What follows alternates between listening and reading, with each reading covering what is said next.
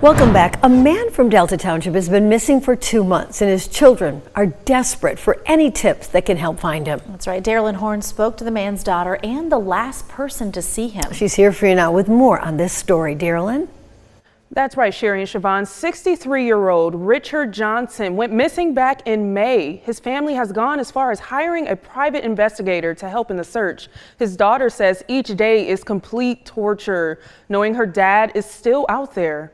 He's somewhere, and my dad doesn't deserve to just be somewhere because he is very loved. More than 60 days ago, a father walked away from his home and hasn't been seen since. You wake up one morning and you're hoping you're going to get a phone call, you know, and we've gotten none of that. His daughter, Jessica Johnson, says this thought haunts her daily. Like, I cry every morning, every night.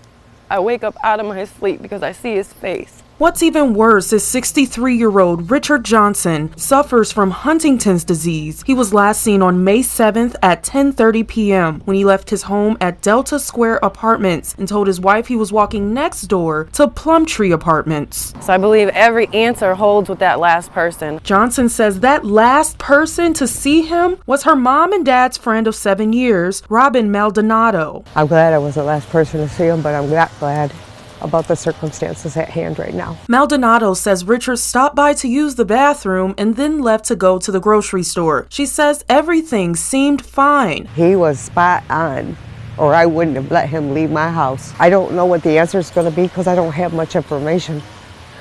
I got what you got. But for Jessica, she's extremely worried for her dad and her mother, who's been married to him for more than 40 years. As much as I'm hurt and I know my brother's hurt, my main concern is my mom. That's her best friend. That's who she spent her whole entire life with. That's who she built her whole life with. And that's just gone. The Eaton County Sheriff's Office is investigating the case. We reached out, but so far haven't gotten a response.